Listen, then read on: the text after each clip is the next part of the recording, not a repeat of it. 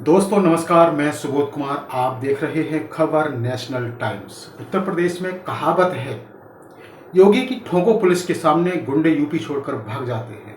लेकिन ये क्या, यहाँ तो पुलिस वाले खुद फर्जी एनकाउंटर करते हैं और गुंडों की तरह जान से मारने की धमकी भी देते हैं। और ये पुलिसिया अत्याचार केवल दलित या मुस्लिमों पर ज़्यादा होते हैं। गरीब और शोषितों को योगी की पुलिस किस तरह डराती है और धमकाती है, ये तो आपने बहुत सारे केस देखे होंगे। जी हाँ, हम बता रहे हैं गौतम बुद्ध की वो कहानी। कानपुर के बाद अब गौतम बुद्ध नगर में भी फर्जी एनकाउंटर का खुलासा हुआ है। बीटेक स्टूडेंट को मुठभेड़ में गोली मारने वाले पूर्व एसएचओ समेत 12 पुलिस वालों पर मंगलवार को नोएडा के जेवर थाने में एफआईआर हुई, जिसका फर्जी एनकाउंटर हुआ था। बीटेक का छात्र है, नाम है तरुण गौतम। छात्र के पिता ने मुठभेड़ को फर्जी बताते हुए कोर्ट में शिकायत की थी। उन्होंने आरोपी पुलिस वालों के खिलाफ 3 साल कानून की लड़ाई लड़ी थी। पिता का आरोप था कि पुलिस वाले एक हत्या के मामले मुझे और मेरे बेटे को घर से ले गए, करंट लगाया, जुर्म कबूल करने की धमकी भी दी थी। पिता ने घर से हिरासत में लिए जाने का सीसीटीवी कोर्ट में पेश किया था, जिसमें पुलिस वाले बाप बेटे को कहीं ले जाते दिख रहे थे।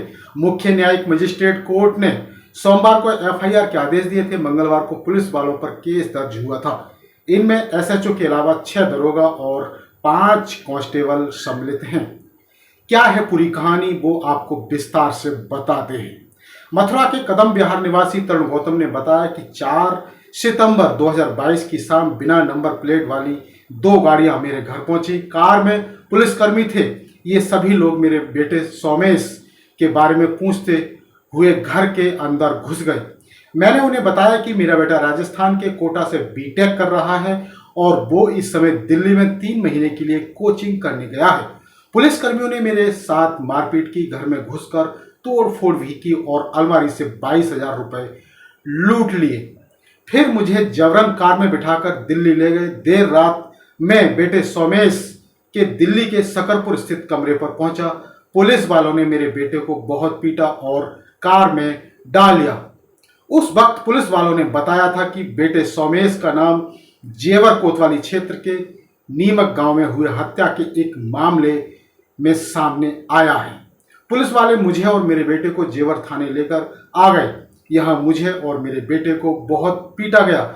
मेरे बेटे को करंट भी लगाया, धमकी भी दी, जैसे मैं बोलता हूँ वैसे ही करो वरना तुम बाप बेटे को जान से मार देंगे। ये है नोएडा पुलिस की करतूत। आंख में पट्टी बांधी और पैर में मारी थी गोली।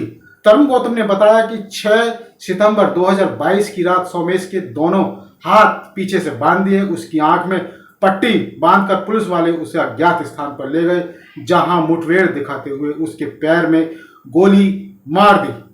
उसकी गिरफ्तारी दिखा दी। मेरे बेटे के पास से बाइक और पिस्टल की बरामदी दिखाई। पुलिस वालों ने बाद में मुझे धमकी दी कि अगर किसी को कुछ बताया तो जान से मार देंगे।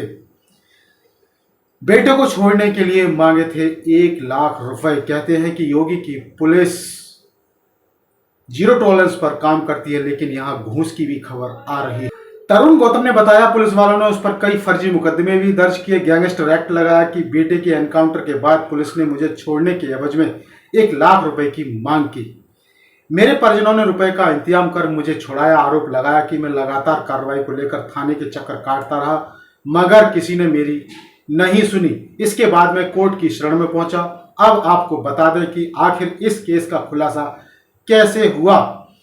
देखिए, एक पिता ने ऐसे बेटे सोमेश को बेगुनाह साबित किया। किस तरह से साबित किया वो आपको बताते हैं। कमरे से उठाते हुए सीसीटीवी में कैद हुई पुलिस। तरुण गौतम ने बताया कि पुलिस ने जब मुझे छोड़ा तो मैं बेटे को बचाने में जुट गया था। मैं जानता था कि वह बेगुनाह है। मैं दिल्ली गया, जहां मेरा बेटा किराए के कमरे में रहता था। वहां लगे आसपास के सीसीटीवी फुटेज मैंने जुटाई। फिर मैंने कोर्ट में दिल्ली से पुलिस के पकड़ लेने जाने की सीसीटीवी फुटेज जमा कराई, जो अहम सबूत साबित हुआ। कोर्ट ने अपने आदेश में लिखा था कि विपक्षी लोक सेवक है, इसके कारण पहले पुलिस कमिश्नर से आदेश लेना जरूरी है। कमिश्नर से अनुमति लेने के बाद मंगलवार को इस मामले में मुकदमा दर्ज कर लिया गया। हिस्ट्री शीटर नागेश की गोली मारकर हत्या हुई थी। 1 सितंबर 2022 को नीम का गांव में हिस्ट्री स्टूडेंट नागेश की गोली मारकर हत्या कर दी गई थी। नागेश को सुंदर भाटी की गैंग का सदस्य बताया गया था। इस मामले में पुलिस ने चमन, दिलीप, प्रवीण, जितेंद्र, विजय, विकास, सोमेश, गौतम पर गैंगस्टर एक्ट लगाया था। वकील बोले सीबीआई सीआईडी की जांच की मांग करेंगे। तरुण गौतम के वकील सीपी गौतम ने बताया कि इस मामले को लेकर सीबीसीआईडी जाएंगे क्योंकि हमें डर है कि यहां पर जांच को बाधित किया जा सकता है। तो दोस्तों, ये थी गौतम बुद्ध नगर की योगी पुलिस की एक करतूत। आपको बता दें कि इस पर एसएचओ सहित 12 लोगों पर जो पुलिस के अधिकारी हैं उन पर एफआईआर की गई। कहते हैं कि उत्तर प्रदेश में योगी के पुलिस के सामने गुंडे यूपी को छोड़कर भाग जाते हैं, लेकिन यहां पर एक के बाद एक फर्जी एनकाउंटर की कहानी सामने आती है। तो ये बड़ी खबर थी। अगली कहानी के लिए फिर से बने रहिए हमारे चैनल पर और इसे सब्सक्राइब कीजिए। सब्सक्राइब करते समय बेल आइकन जरूर दबाइए, जिससे कि आपके पास इसी तरह की खबरें और महत्वपूर्ण जानकारी आती रहे। तो मैं सुबोध कुमार फिर आऊंगा एक नई और बड़ी खबर के साथ। तब तक के लिए धन्यवाद, नमस्कार।